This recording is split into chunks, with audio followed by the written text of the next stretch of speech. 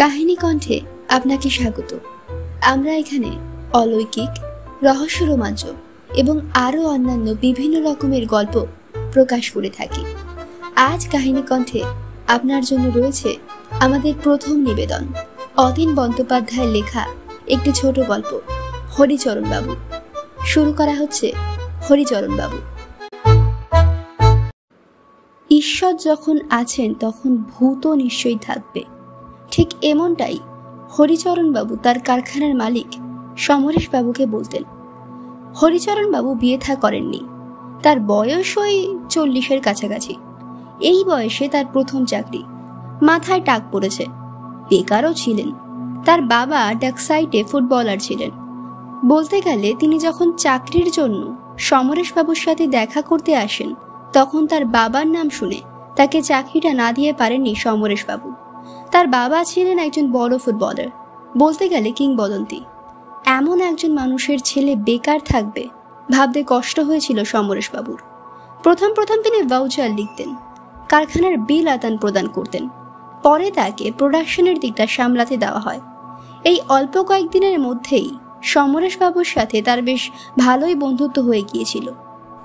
মাঝে মাঝেই তিনি সমরেশবাবুকে বলতেন, কি স্যার, যাবেন নাকি? সমরেশবাবু বলতেন, কোথায়? আরে চলুন না, গেলেই দেখতে পাবেন। আপনি তো ভূত বিশ্বাস করেন না। আমার বিশ্বাস আমার সাথে একদিন থাকলেই আপনার বিশ্বাস হবে। বিশ্বাস করি না কখন বললাম? বলেছি যে আমি নিজে কখনো ভূত দেখিনি, আর ভূত টুতের বিষয়টা আমার কাছে আসলে কুসংস্কার। সাধারণত যখনই হরিচরণবাবু সমরেশবাবুর বাড়ি আসতেন, তখন এ কথায় সে কথায় তিনি ভূতের প্রসঙ্গ টেনে আনতেন। যেমন একবার তিনি বলেছিলেন, আমার ঠাকুমার একটা পোষা ভূত ছিল। বিশ্বাস করুন, আমাদের পরিবারের কোনটা শুভ কোনটা অশুভ তা সেই পোষা ভূতটা আমার ঠাকুমাকে বলে সাবধান করে দিত। আমার দাদু অকালে মারা গিয়েছিলেন। আসলে তিনিই ছিলেন আমার ঠাকুমার পোষা ভূত। পোষা ভূত শুনে সমরেশবাবু রীতিমতো চমকেই গিয়েছিলেন। হরিচরণবাবু আরও বলতেন, ঠাকুমাই বাবা কাকাদের বড় করেছেন। একবার তারই নির্দেশে আমার পিসিমা বেড়াতে এলো। সেদিন সাজবেলায় ঠাকুমা বললেন নিহারকে, মানে আমার পিসিকে, আজ একটু বেশি করে মাছ মাংস খেতে দিতে। কাল নাকি তার স্বামী মারা যাবে।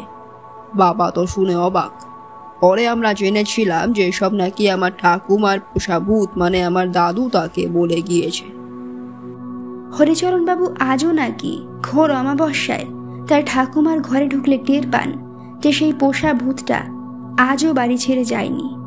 এমনকি সমরেশবাবুর সাথে দেখা করলে তার যে চাকরি হবে সেটাও নাকি তার ঠাকুরদা বলে গিয়েছিলেন। সমরেশবাবুকে অবশ্যই এসব কথা শুনতেই হতো, কারণ অবিশ্বাসের কথা বললে নানান ভূত বিশেষজ্ঞের নানান কাহিনী হরিচরণবাবু উল্লেখ করতেন। যেমন একবার তিনি বলেছিলেন, আপনাকে একটা ছবি দেখাবো বলে তিনি সত্যিই একদিন একটা ছবি এনে সমরেশবাবুকে দেখালেন। ছবিতে রয়েছে একজন বিধবা মহিলা এবং তার পাশে 3 ছেলে 2 মেয়ে। পেছনে আরও একজন কেউ দাঁড়িয়ে আছে, তবে ছায়ার মতো, খুব স্পষ্ট নয়। ছবিটা সমরেশবাবুর হাতে দিয়ে তিনি বললেন, ভালো করে দেখুন তো দেখি ছবিটা। সমরেশবাবু বললেন, হ্যাঁ, সে তো দেখছি, কিন্তু এতে আছে কি? এই যে পিছনে যে ছায়াটা দেখতে পাচ্ছেন, তিনি হলেন এই ভদ্রমহিলার স্বামী। ভদ্রমহিলাটি কে? আমার সেই পিসি। এই ছবিটা আমার পিসে মশাইয়ের মৃত্যুর 3 মাস পরে তোলা। এই ছবিটাতে আমার পিসে মশাইকেও দেখা যাচ্ছে।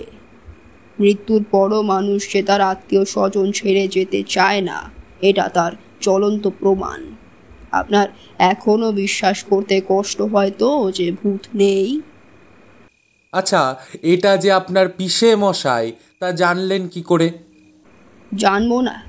কি যে বলেন স্যার, তাকে কি আমি চিনব না? আপনার পিসিমা কি বললেন? পিসিমা আর কি বলবেন? মরে যাবার পরও মানুষটা ঘর বাড়িতে ঘুরে বেড়ায়। এমনকি ছবি তোলার সময় পর্যন্ত স্থির থাকতে পারেননি। হাজার হোক, স্ত্রী পুত্র কন্যার পাশে দাঁড়িয়ে ছবি তুলতে কারি বা না শখ হয়। শখের জন্যই শেষ পর্যন্ত ধরা পড়ে গেলেন। পিসিমা তো ছবিটা দেখার পর বাড়িতে রক্ষাকালীর পুজো, চণ্ডীপাঠ সব করালেন। গয়াতে গিয়ে প্রেতশিলায় পিণ্ডদানও করালেন। তারপর আবার সবাইকে নিয়ে ছবি তুললেন। দেখা গেল না, এইবার পিছনে আর কেউ দাঁড়িয়ে নেই।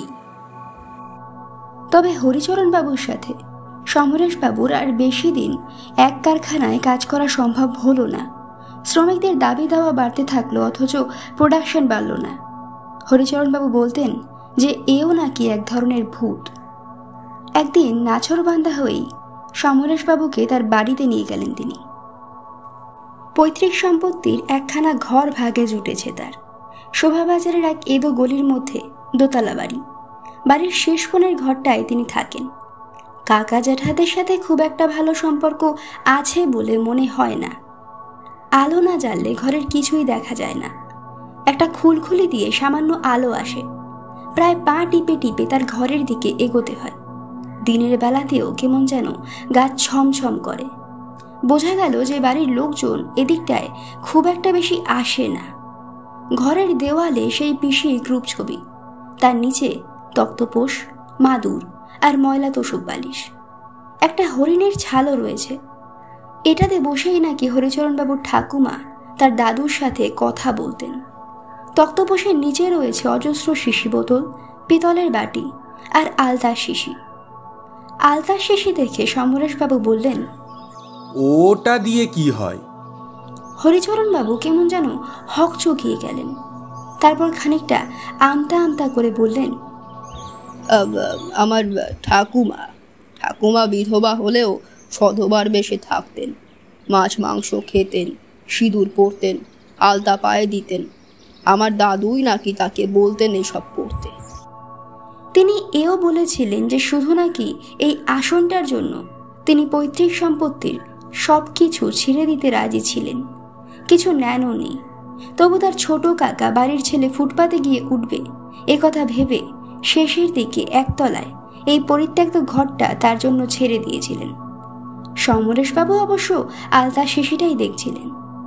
হরিচরণবাবু বললেন, আমি আসনটায় বসলে অনেক কিছুই টের পাই।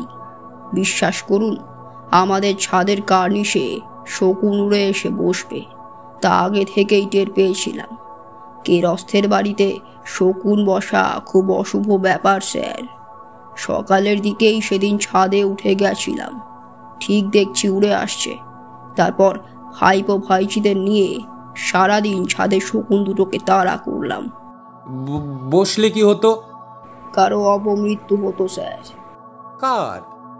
সম্ভবত আমি নিজেই। কথাটাতে কেমন জানি গা শিরশির করে উঠেছিল সমরেশবাবুর।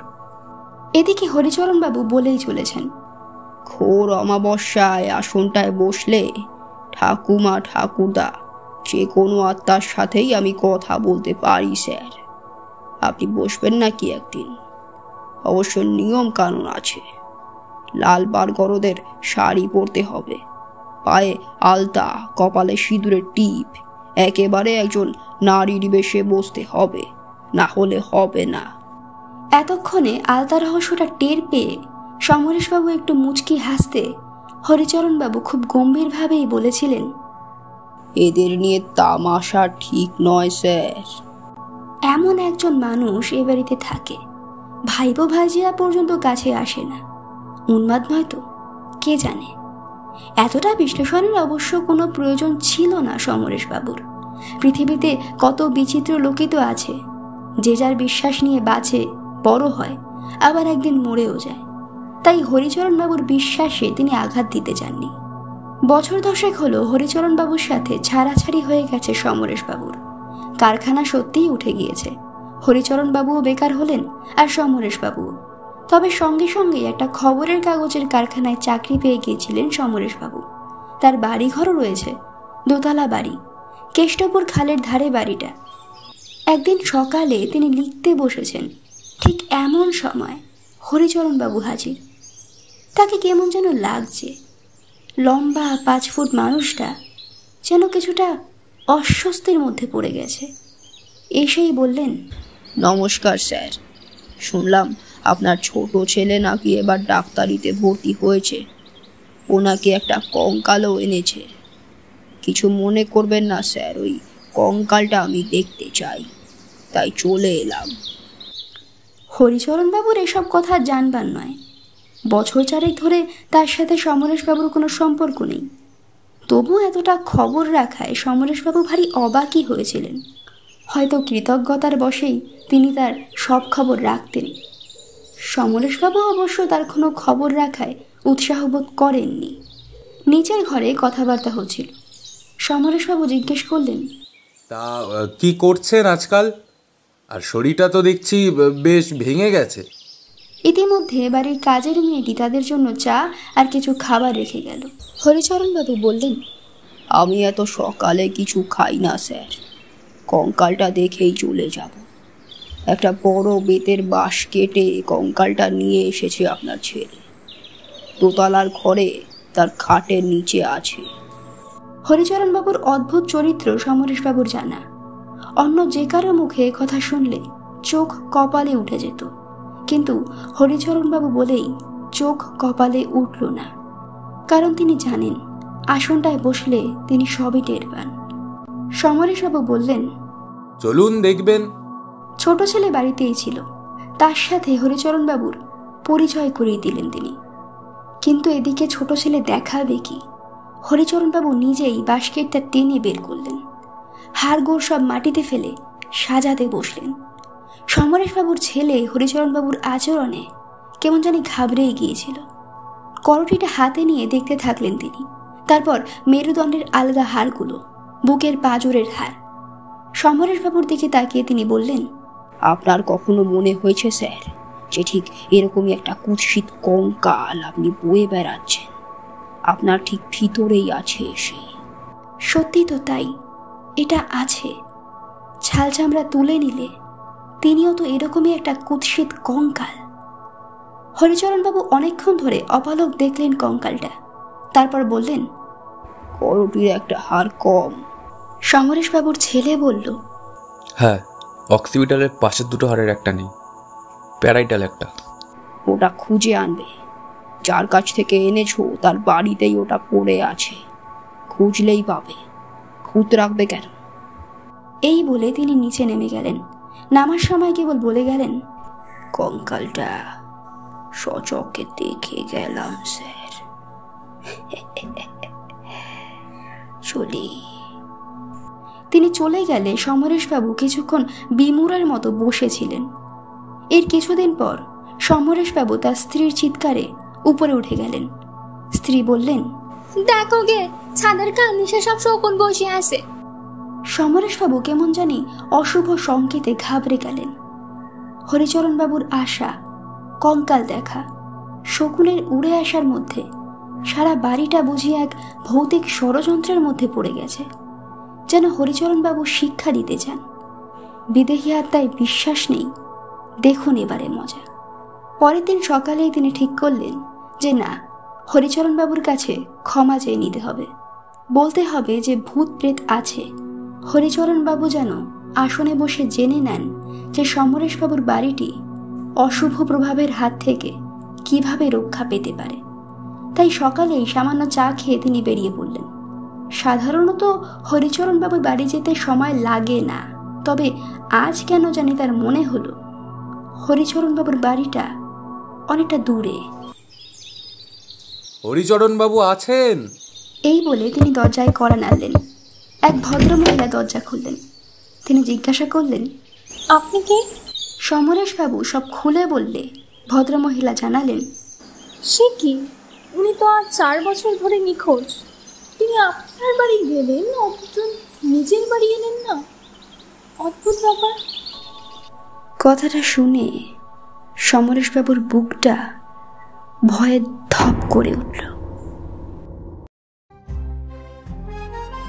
শেষ হলো হরিচরণবাবু। আগামী শুক্রবার ঠিক দুপুর 2টোর সময় আরও একটি নতুন গল্প নিয়ে আমরা আবার ফিরে আসব।